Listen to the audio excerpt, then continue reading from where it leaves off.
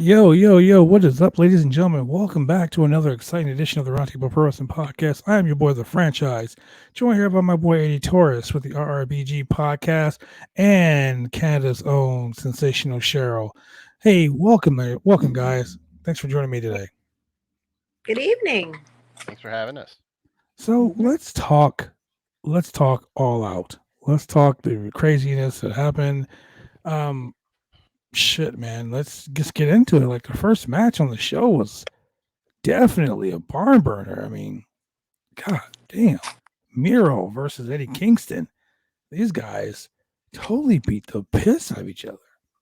Yeah, I was pretty impressed with, people say wrestling is fake, but you just had to take a look at Miro's chest. Like, that's not fake.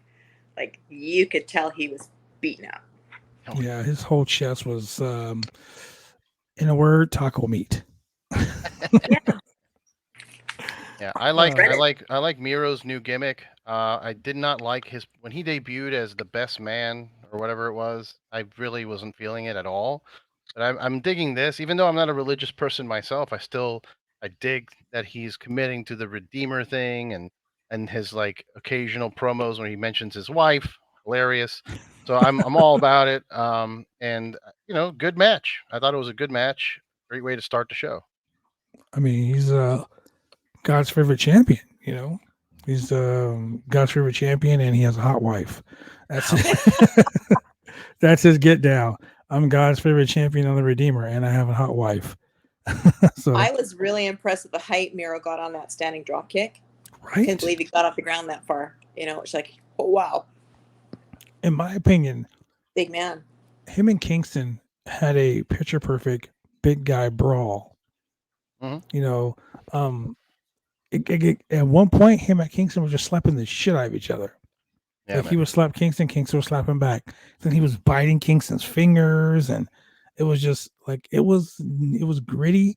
It was like it was Henson and Brody. It was Abdullah and Brody. It was, Mankind versus Terry Funk. It was crazy, outlandish violence. And, blood from the first match. And it just continued, man. It, Yeah. it, it continued. Shout Um, out to Kingston. Great job, and I'm happy that he's finally in a singles, situation because I don't think either of those guys, and I'm talking about Mox and Kingston. I don't think those guys need each other. They don't mm-mm, need to be a tag team, and I'm no. glad he's getting a singles run at least. Yeah. And honestly, I look for him to win the TNT title in Arthur Ashe Stadium in New York. Yeah, that'd be cool. That'd be cool. And then we go to the second match of the night. Second match of the night, um, Moxley versus Kojima. We're talking another knockdown, drag out, just two dudes beating the piss out of each other. But the most important, in my opinion, the best part of the match was at the end of the match when Minoru Suzuki comes to the ring. Now we're talking first. Let's lay it out. Kojima is the only guy to have ever held the IWGP Heavyweight Championship and the All Japan Pro Wrestling Triple Crown Championship at the same time. That's like someone being the WWE and the AEW World Champion at the same time. Man, like that right there is a feat. 30 years, the guy's won championships all over. And then Moxley, fresh off of becoming the GCW World Champion last night, comes in AEW and has a crazy knockdown dragout fight, wins the match just to get confronted by Minoru Suzuki. Sheryl, I know you had some notes. Tell us what your notes are. Oh, there was a lot of stuff in there. When like I thought when it went to the outside ring and Moxley had it over on Kojima, he walked around too much. Like there wasn't as much killer instinct as I would like to have seen. But what I really did enjoy was they actually kept it clean. They broke cleanly off the ropes and everything. They didn't do anything dirty. It was straight, respectful beating. It wasn't a lot of Respectful. dirty shit. Well, you Right? know what I mean? It's like Yeah. you can break the ropes and you can like pull a low blow and a fast one and everything. They broke them clean and then they went back to beating each other up, right? Like it wasn't like any dirty moves when it happened like that. They did it and they continued on instead of Makes some sense. other people, quick Makes thing sense. here and needed a, I enjoyed it. It was I like Moxley. You know, I always liked him from the other days. The other And days. the other days. That was But my yeah, first WWE T-shirt that I purchased The after Shield? when I came back, because I had retired from WWE for a long time. But when I came back, the first one was an Ambrose Asylum shirt. yeah. My favorite part with him is when like he follows them, he throws them against the ring and he follows up and he catches them coming right off the ring. Yeah. I really like that part. And then when he gets thrown against the ring and he kind of slingshots off of it, you know, those are his signature things that I like really a lot on him. But I'll vote for him all the time. Like he's one of my favorites. Well, our next matchup was the AEW World Women's Championship. Chris Statlander challenging Dr. Britt Baker, DMD. And I gotta say, like, Britt Baker has shown me that she is legit one of the best women's wrestlers in the entire fucking galaxy. She has improved 10,000%. You know, her moveset is great. You know, I mean, I don't know if it's because of her boyfriend that she's learning these, new moves, but she's become a complete wrestler. Her mic skills are on point. But the thing that bothers me about Britt Baker, I love her to death. I think she's amazing. But she has that Hall and Nash syndrome. And I say Hall and Nash syndrome because remember when Hall and Nash invaded WCW, they were beating people up, long darting Rey Mysterio into the fucking, mobile homes, whatever, whatnot, beating the shit out of everyone, and the fans would cheer for them. The fans would pop so hard. Britt Baker's the same way. She's so over as a face that it's kind of hard to view her as a heel.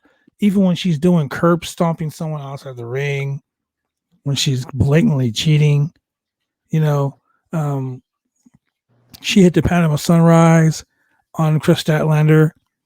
She fucking hit it all, like she hit a fisherman buster suplex from the top rope.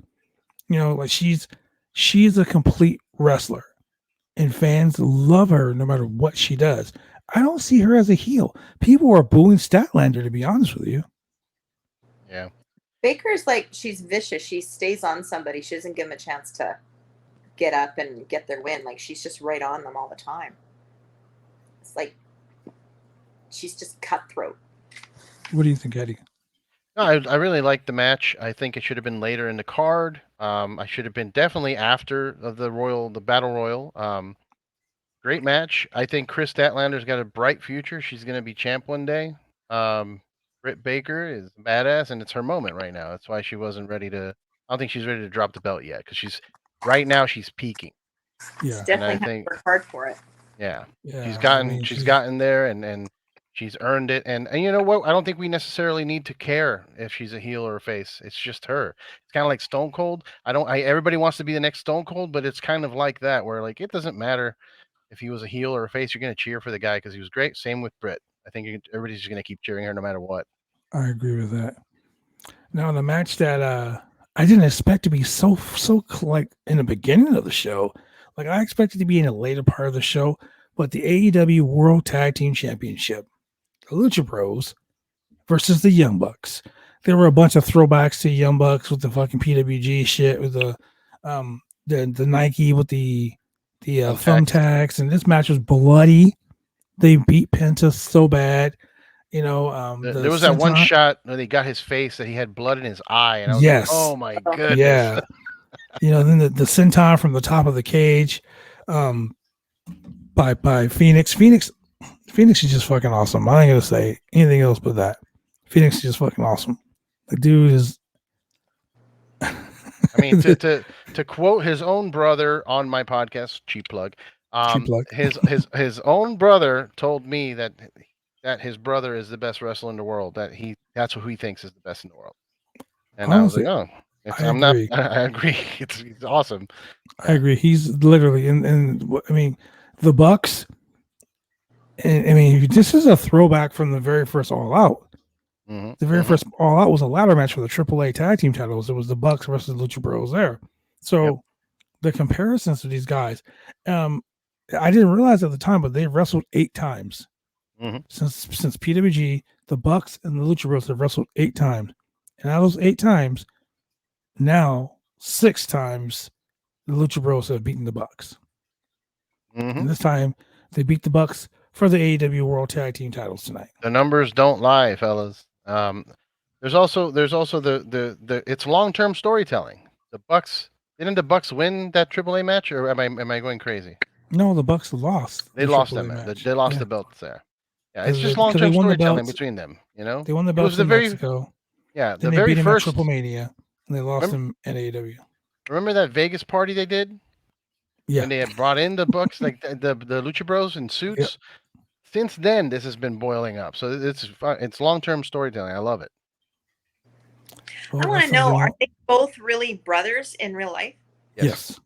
Yes, That makes it even better. You know how they Yeah. were. really Well, interesting was it story.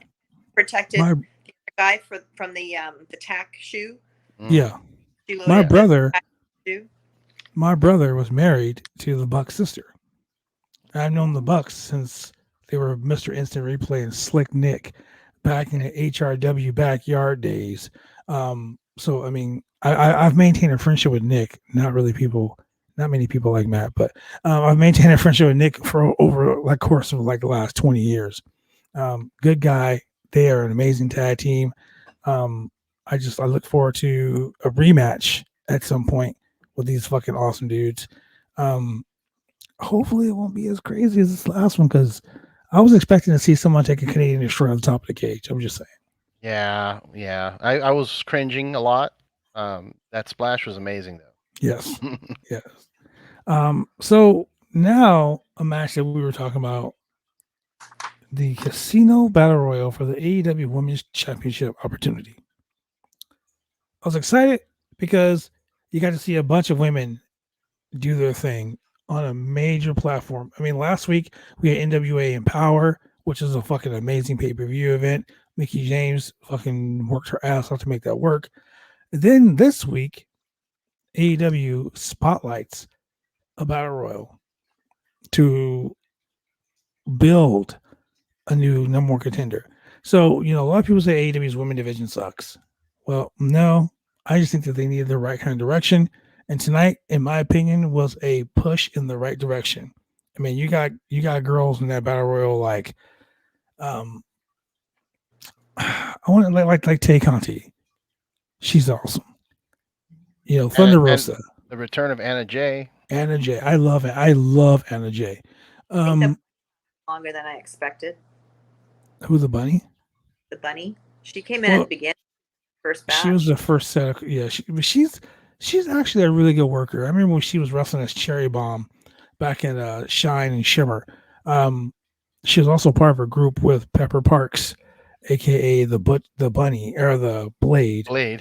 her husband, and and my boy Black G's. They were called TV Ready back in CZW, and she's been amazing since then. So she can actually work.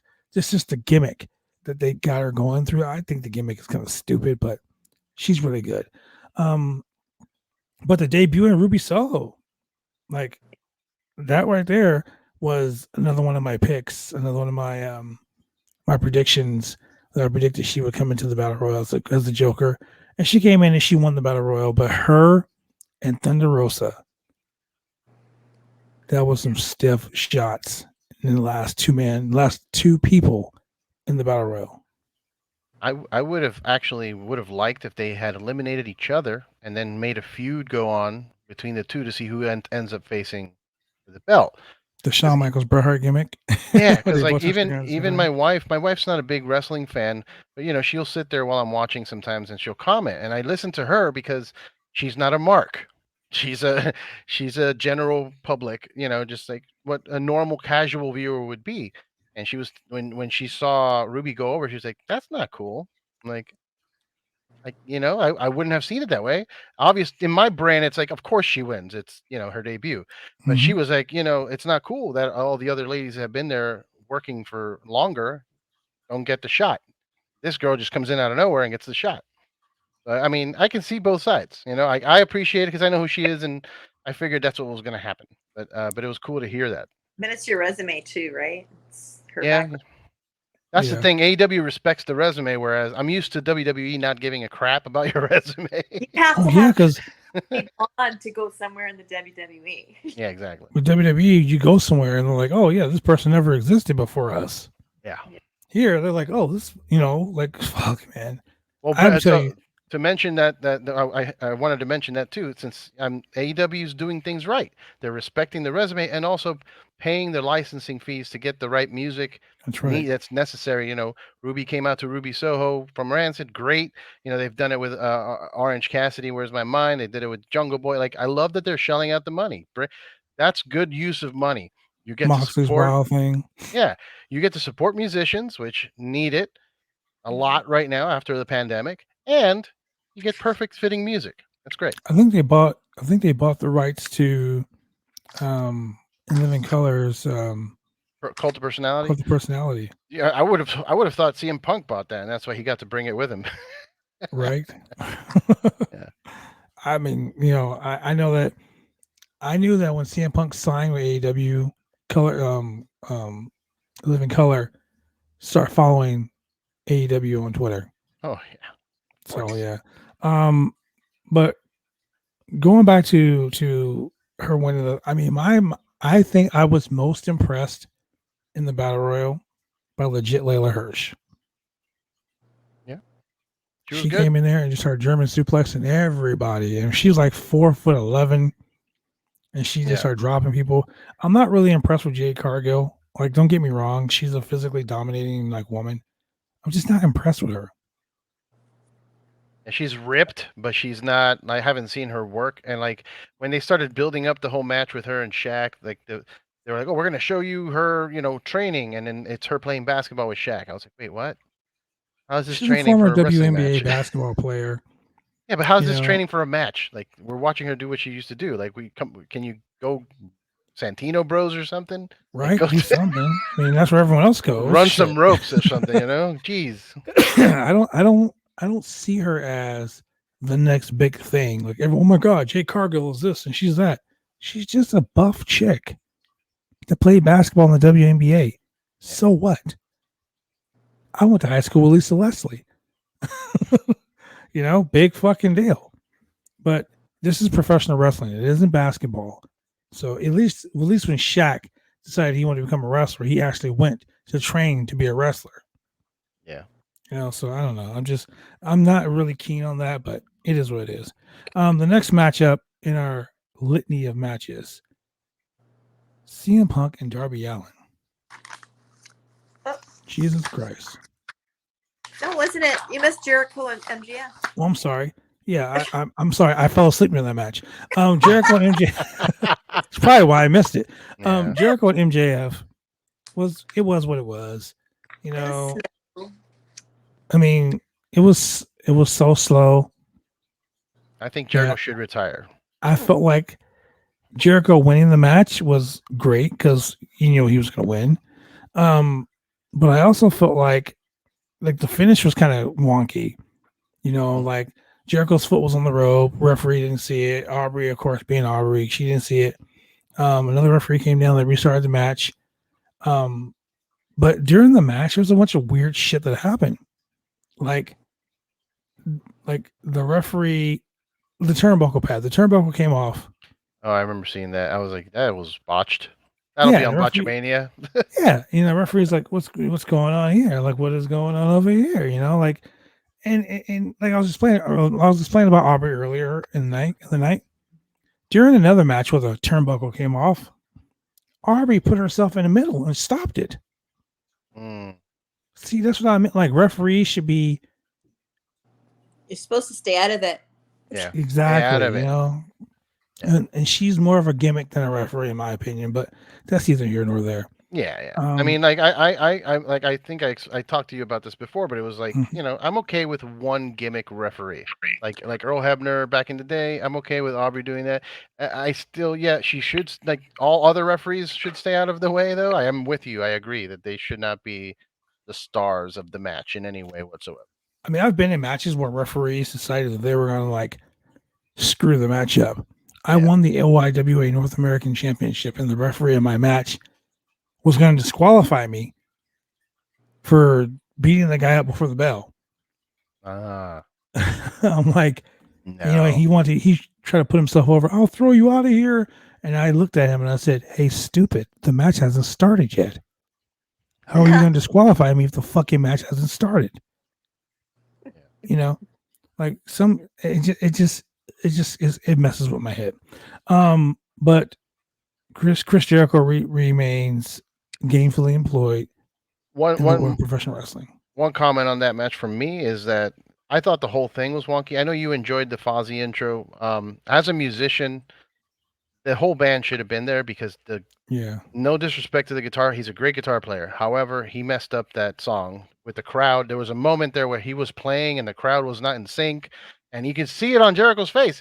He's walking over, he's like, okay, well, he's like, you fucked up, dude. All right, and he just, I'm gonna do my entrance. So I think the whole build up to this match was great. I love the labors of Jericho, or the labors of love, as JR called it. I thought it was a great idea. I think they should have let Jericho retire. He's done, man. You're not. I mean, I'd love seeing him in the ring and everything, but like you guys said, it's slow, it's tough, and I don't want to see him do a lion saw and land on his neck one day and die in the ring. You know what I mean? Like, because he thinks he can still do it. Like, well, that was Sheryl's favorite part of the match. Yeah, I was impressed he could do it. No, like, I love that he can do it, but the thing is, we're getting to that age now where I'm like, oh God, please don't do it. Like, I know you think you can do it, you probably can, but one of those times you're gonna slip. When he did it, I got scared. Like, I saw him going, I was like, please God, don't fall. Please God, don't fall. Oh, yeah, he did. Like, I'm good, man. You've done it. You've done it. He should have retired there and become full-time commentary. I thought MJA should have gone over. Think of your kids. Yeah, because like it was too obvious for him to win. You know what I mean? It was too predictable to have Jericho win this match. It would have been a bigger moment if, like, oh shit, MJA won. It's over. So that would have been a bigger, shocking thing to do for the night. But I get it. Jericho doesn't want to retire. It's fine. They didn't want him commentating. That's why. Yeah, that's it. He screams too much. They were like, shit, we can't have him commentate anymore. Yeah. So, then going to the next match, we discussed this earlier on, but CM Punk, Darby Allin, 7,667, no, 7,000 something, God damn it, 7,767 days was the last time CM Punk stepped into a professional wrestling ring. For a guy who hasn't been wrestling for 7 years, he did pretty fucking good. I mean, I'm not going to say it was like a classic CM Punk match, but Darby Allin, who, by the way, debuted at BCW Worldwide October 4th, 2014. Yeah. It was pretty good. Darby Allin in my opinion, was made a star. I mean, not only does he get to team up with a legendary icon like Sting, but now he literally faced off against a man who was the self-professed, well, not really self-professed, but the best in the world, and hung with him. And a lot of people said he carried him, but I'm just saying it was really a really great match. Be it as it may, someone who hasn't been in the ring for 7 years, it was a great match. Sheryl, what do you think?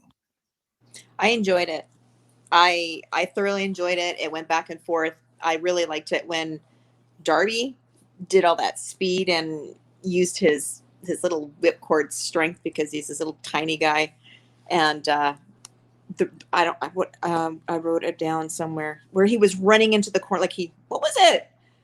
He did when that. He got tossed into the turnbuckle. No, he kept running into the corner and flinging back like he was just so quick. He didn't even give him a chance to breathe. Oh, he was giving him, he was giving him like running splashes in the corner. Yeah, he was splashing with his back. He was like, the kid could probably beat Donovan Bailey. We know who Donovan Bailey is, right, BJ? Yes, sir, ma'am. For a 100-meter dash, right? It was a good match. It was great. It was a great match. I enjoyed it. The finish was great. I really liked Jim Ross's comment. He's at the very end. He said Darby's hurting, but he wants to get up on his own. He's a gutsy little bastard. Yeah, Jim Ross is kind of salty, but that was a good call. But that's the thing. It's like that kid kid. I have to say kid because he's young. He's got guts.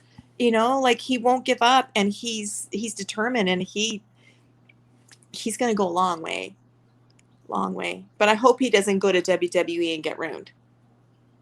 I don't think he You would. know, I I don't think think he'd go over there. yeah, he's got to stay where he is because he's too good for WWE. Well, Darby Allin was made a star tonight, and it was a great Yeah. match. CM Punk finished it with the go to sleep. Eddie, what are your thoughts? I thought it was a good match. I still don't see what the big deal is about CM Punk. And no disrespect to the human being. I hear he's a great guy. And we've been over this before when I've been on your show. I don't care about CM Punk. I don't get what the big deal is. He did a solid I think he did as good as Christian Cage did. Why aren't people losing their minds over Christian Cage? Like he's fine. He's fine. I don't think he's the best in the world. Obviously he was going to win his big comeback match. I obviously acknowledge that it's a big moment for pro wrestling. I get it. Exciting times. I'm with it. However, I personally just like whatever. I'm not impressed. And I hopefully I get impressed later on by CM Punk. I haven't been impressed his entire career, so That ring we'll see what run. happens.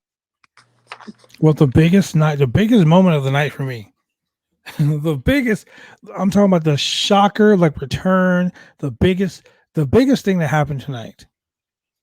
Well, no, I'm just kidding. Paul White versus QT Marshall. Okay, Marshall. Yes, Now, QT Marshall. I'm gonna be a dick here because my notes literally said this match is gonna be the shits, and it was. This was not the shits. It was like the drizzling, diarrhea-induced shits. Like We should have Adam here right now for this. yeah, exactly. It was the Adam Woods shits of the night. Like Yeah. it was like that friggin' bad. Like Paul White punches a guy, chokeslams a guy, chokeslams a guy, chokeslams a guy. It's done. Headbutts. Oh, I forgot. I'm sorry. A headbutt. It was done. Literally 2 minutes. My notes say 2 minutes, 13 seconds. That's how long that match lasted. It was a waste of fucking space as the semi-main event of the pay-per-view. Hey man, Big Show had a show on Netflix that obviously did really well. Apparently, I guess they consider him a mover of needles. I don't know. I don't see Well, that. I walked my dog. I didn't watch the match, so I didn't have enough time to even get popcorn. It was that fucking fast. Big Show looks like he's lost quite a lot of weight, and it's probably due to that hip replacement. He probably had to lose it for that hip replacement. Yeah, he actually said he lost. He was at 500 pounds, and now he's at 450 pounds or 430 pounds. And he says that that's the best weight he's been at in a long time. That's freaking crazy. That's a tag team. That is a tag team's weight. But how tall is he? Like he like is 7'2". Yeah, so he's also there's a lot of height in there too to build up. His legs look very awkward tonight though, so it was weird. But the main event for the AEW World Championship, Impact Wrestling Champion Christian Cage decided he wanted to make it 2-2, he wanted to make it 2-0 against the current AEW World Champion Kenny Omega with Cheryl's favorite manager, Don Callis. God. He just needs a big Mark IV, and he would just like round up the whole image. Mark IV with fucking fuzzy dice in the mirror. Yes, fur dice, pink fur dice. Don Callis is great at this role. The Invisible Hand, as he is so affectionately called. The match went back and forth, table breaks, spear off the apron. But the best parts of the show, the best parts of the match happened at the end of the match. Yeah. Because at the end of the match,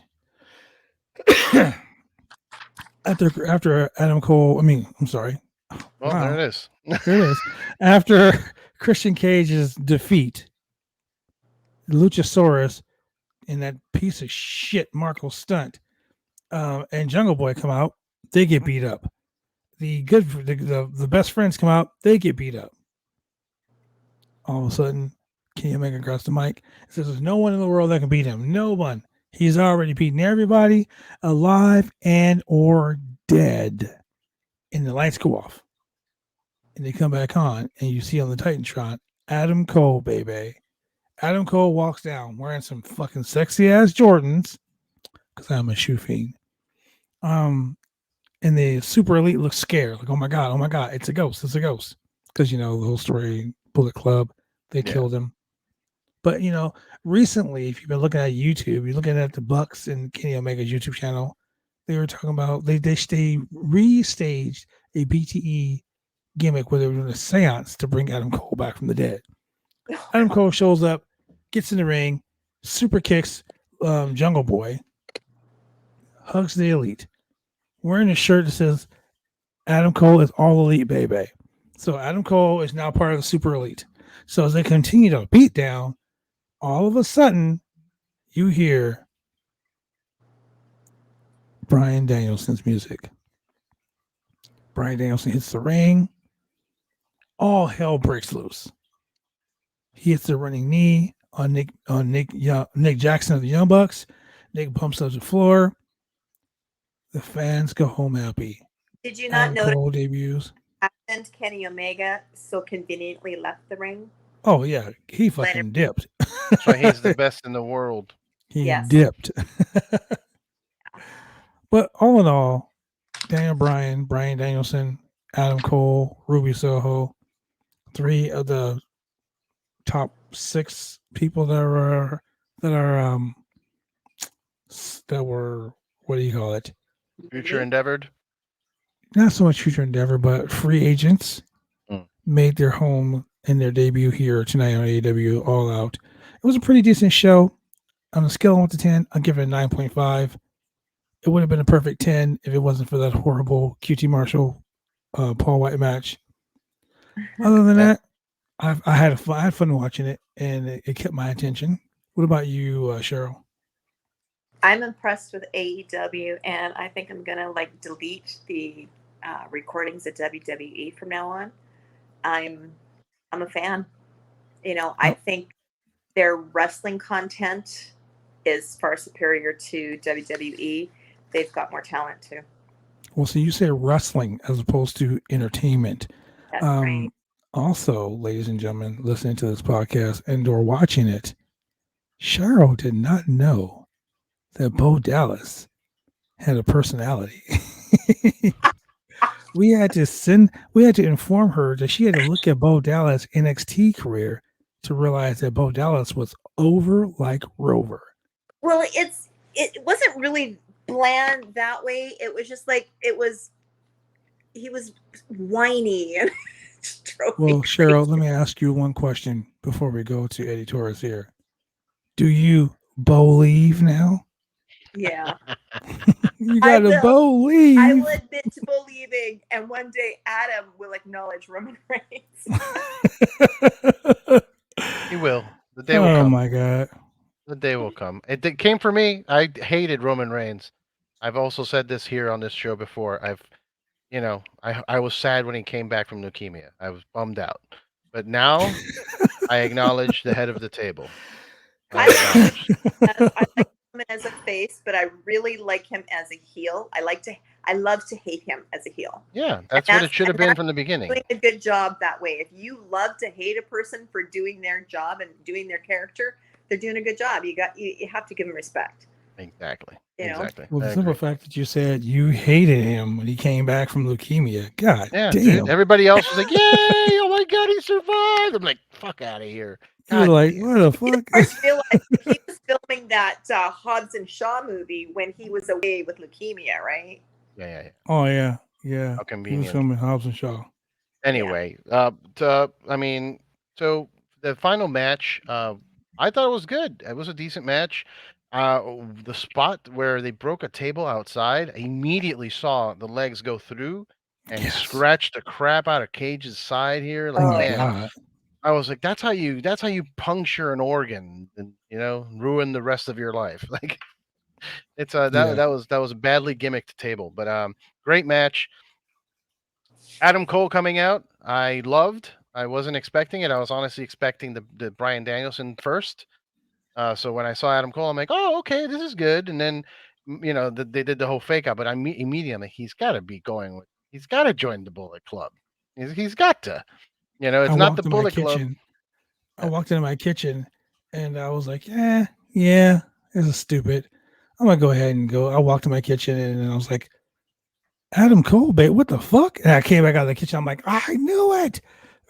And I was Dude, like, and that Adam okay. Cole Bebe in the ring was the loudest thing in the entire arena that night. Mm-hmm. And Louder than CM Punk chants. if you think about it, if you really think about it, it's so funny because Britt Baker, Adam Cole's real life girlfriend, she went on Twitter and she was like, "There's a huge signing at AEW, and it's me." And we all like, "Okay, she's trolling us."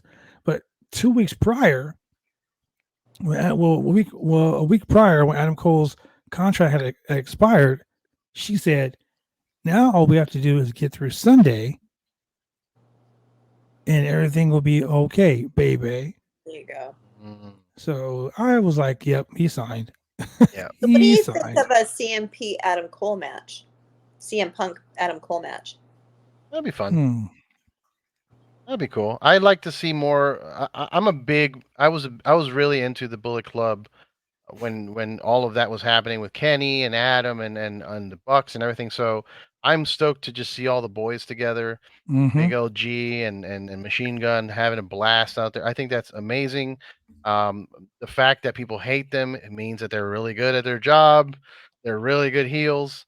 And I'm stoked to see Adam Cole join them. And then obviously after Adam Cole came out, I'm like, now we're gonna get Daniel Bryan. Watch. Yep. And then he came out. It made sense. Yeah, and I got goosebumps, man. And that didn't happen with CM Punk. That's my point that I'm trying to make.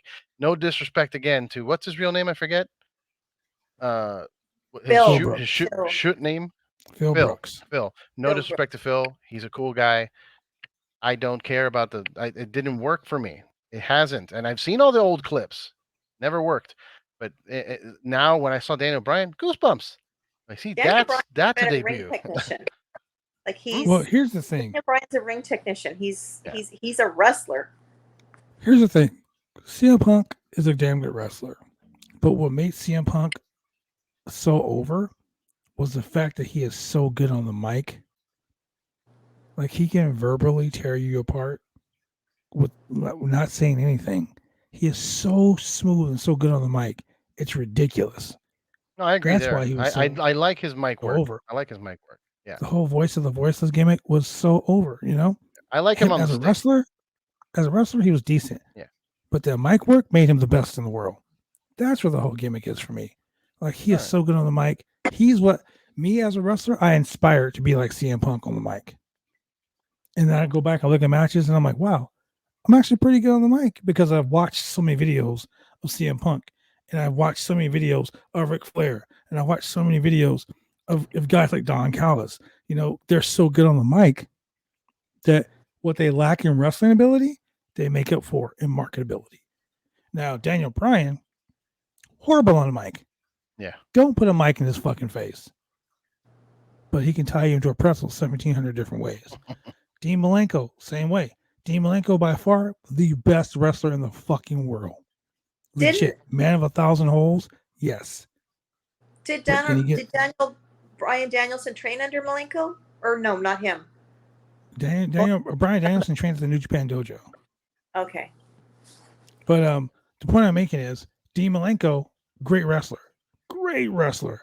Never said anything. On the mic. He was quiet. Yeah, horrible on the mic. He had no mic skills. Bryan had a moment.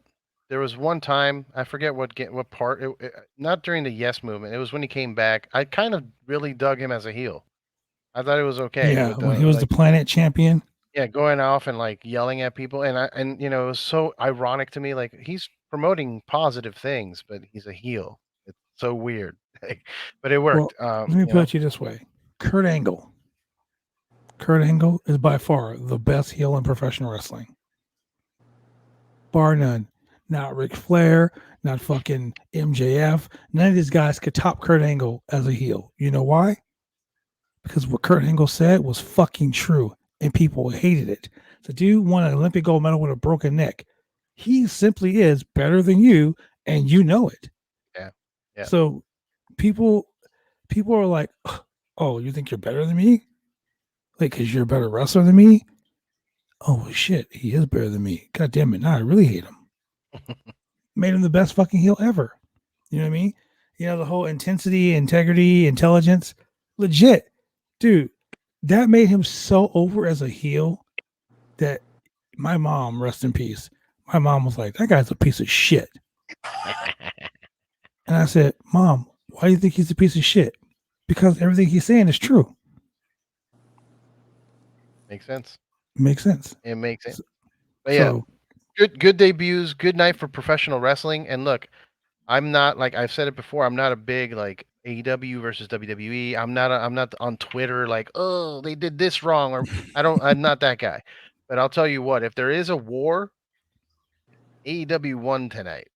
Yes, they did. They won big, and I am having a hard time seeing where WWE recovers, considering that they're messing up NXT. I can already see it happening. That logo is garbage. So, oh my God, yes. And supposedly Vince is taking over. I'm like, oh, well, they're ruining NXT. And the only other thing I enjoy right now, which is crazy, in my brain is nuts to say, is Roman Reigns and Brock Lesnar's feud. The two guys that I hated the most a few years back. I'm like stoked Paul about Heyman it. on the pole match. Paul Heyman with the fucking cell phone and the bam, bam, bam, bam, right? bam. And he that was like looking awesome. back at Roman's like locker door, like I'm like, dude, this is art. I'm sorry, this is Paul Heyman's art. Paul Heyman is a good actor. Yes. He's fabulous. I would have never thought that in 2021 Roman Reigns and Brock have the best feud in WWE for me. Like in not Vince's eyes, my eyes. So that's weird. But yeah, well, AEW you don't matter because you're a fan. Yes, I guess. I don't know. I think AEW won a big win tonight, and I think that they are well ahead of the race if there is a race in terms of pro wrestling. I will say this, and this is where I'm gonna leave it. Tonight, AEW had the very best pay-per-view of 2021. Yes, I agree. 100%. Sheryl? That was the only one I've watched all year. I haven't watched the pay-per-view. She's jaded.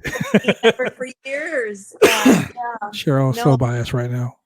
I am. Well, the thing is, it's like they had 20-minute matches, and it was wrestling. Like WWE couldn't go that long because they couldn't remember their they're just too much of a performer. It's like, oh my God, what do we do now? It's like we haven't taken it this long before.